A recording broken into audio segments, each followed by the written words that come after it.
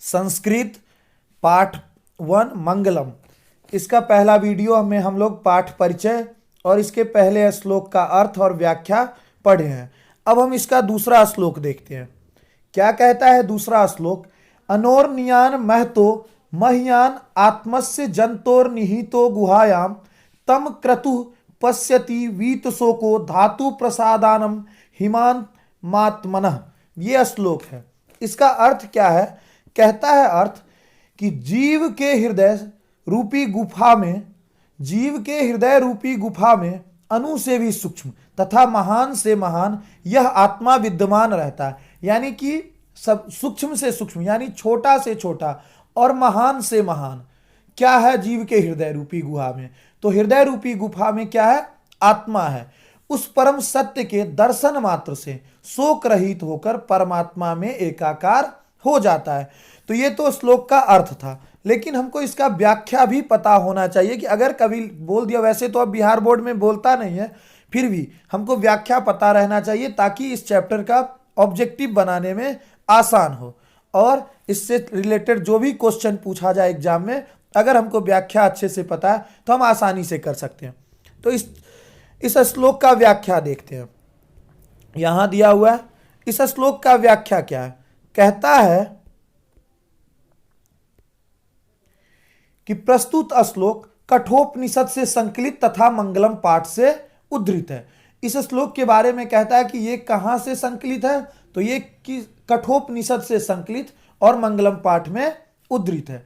इसमें आत्मा के स्वरूप एवं निवास के विषय में बताया गया है। यानी कि इस श्लोक में किसके बारे में बताया गया है? आत्मा का स्वरूप कैसा है और आत्मा का निवास स्थान कैसा है, उनके बारे में बताया गया है। कहता है विद्वानों का कहना है कि आत्मा मनुष्य के हृदय में सूक्ष्म से भी सूक्ष्म तथा महान से भी महान रूप में स्थित है। यानी कि आत्मा जो है, आत्मा के बारे में विद्वान जनों का कहना है कि आत्मा मनुष्य के हृदय में सूक्ष्म से सूक्ष्म तथा महान से महान रूप में स्थित है। जब जीव शोक रहित होकर अर्थात सांसारिक माया मोह का त्याग कर हृदय स्थित आत्मा से साक्षात्कार करता है, कहा जाता है कि जब जीव शोक रहित होकर अर्थात सांसारिक माया मोह का त्याग कर, यानी कि संसार का जो माया मोह है उस सब को त्याग कर हृदय स्थित मतलब हृदय में जो आत्मा स्थित है उससे साक्षात्कार करता है, तब उसकी आत्मा महान परमात्मा से मिल जाती है और जीव सारे सांसारिक बंधनों से मुक्त हो जाता है इसीलिए श्रोता परम सत्य प्रभु से प्रार्थना करता है कि हे प्रभु, हमें उस दिव्य प्रकाश से आलोकित करो कि हम शोक रहित होकर अपने आप को उस महान परमात्मा में एकाकार कर सके। तो ये है इसका व्याख्या और ये व्याख्या आपको आना चाहिए, याद रहना चाहिए। लाइन बाय लाइन तो याद नहीं कर सकते हैं, लेकिन इसका निचोड़ आपको याद रहना चाहिए। अब हम लोग आगे देखते हैं। सत्यमेव जयते नानृतम सत्येन पंथा विवतो देवयान येना क्रमन ऋष्यो ह्याप्त कामा यत्र तत् सतस्य परम निधानम। ये तीसरा श्लोक है। सबसे पहले इसका अर्थ क्या है? कहता है इसका अर्थ कि सत्य की ही जीत होती है, असत्य की नहीं। यानी सत्य की ही जीत होती है, झूठ की जीत नहीं होती। सत्य से ही परमपिता परमेश्वर तक पहुंचने का मार्ग विस्तृत होता है, जिसके द्वारा ऋषिगण उस परमात्मा को प्राप्त करना चाहते हैं। अर्थात अपने आत्म कल्याण के लिए जिस सत्य मार्ग का ऋषि अनुसरण करते हैं वही सत्य ईश्वर तक पहुंचने का सच्चा मार्ग है। तो ऊपर जो हम तीसरा श्लोक देखे हैं सत्यमेव जयते वाला, उसका ये अर्थ था। अब व्याख्या हमको पता रहना चाहिए, तो इसका व्याख्या देखते हैं। कहता है प्रस्तुत श्लोक मुंडकोपनिषद से संकलित तथा मंगलम पाठ से उद्धृत है। सबसे पहले तो यह श्लोक मुंडकोपनिषद से संकलित और मंगलम पाठ से उद्धृत है। आगे कहता है इसमें सत्य के महत्व पर प्रकाश डाला गया है। इस श्लोक में किसके बारे में बताया गया है? सत्य के महत्व के बारे में बताया गया है। ऋषियों का संदेश है कि संसार में सत्य की ही जीत होती है।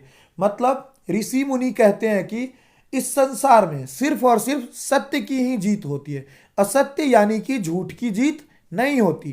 तात्पर्य यह है कि ईश्वर की प्राप्ति सत्य की आराधना से होती है, यानी कि ईश्वर को प्राप्त करने का एक ही मार्ग है और वो क्या है? सत्य, न कि सांसारिक विषय वासनाओं में डूबे रहने से होती है। यानी कि सत्य से ही ईश्वर की प्राप्ति होती है, सांसारिक माया मोह में, सांसारिक विषय वासनाओं में डूबे रहने से ईश्वर की प्राप्ति नहीं होती। संसार माया है तथा ईश्वर सत्य। कहता है संसार माया है तथा ईश्वर सत्य है। इसीलिए ऋषियों ने अपने उद्धार या आत्म कल्याण के लिए, कहा गया क्या है कि इसीलिए ऋषियों ने अपने उद्धार या आत्म कल्याण के लिए उस परम सत्य के मार्ग का अनुसरण किया है, जिसके वे हैं और जीव योनि से मुक्ति पाने में सफल होते हैं। अतः जीव जब तक उस सत्य मार्ग का अनुसरण नहीं करता तब तक वह सांसारिक माया मोह के पास में जकड़ा रह जाता है। अतएव उस सत्य की प्राप्ति के लिए जीव को अनासक्त भाव से कर्म करना चाहिए। यानी कि सत्य की प्राप्ति के लिए किसी भी व्यक्ति को, किसी भी जीव को अनासक्त भाव से कर्म करते रहना चाहिए, क्योंकि सिर्फ ईश्वर ही सत्य है, इसके अतिरिक्त सब कुछ असत्य है। गीता में श्री कृष्ण ने कहा है कि सत्य केवल मैं हूं, मेरे अतिरिक्त सब असत्य है। यानी कि श्री कृष्ण ने भी गीता में क्या कहा है कि मैं ही सत्य हूं, मेरे अतिरिक्त सब क्या है? असत्य है। तो ये तीसरा श्लोक का व्याख्या था। तो इस व्याख्या को आप अच्छे से दिमाग में रखिएगा, क्योंकि इसी से क्वेश्चन बनेगा।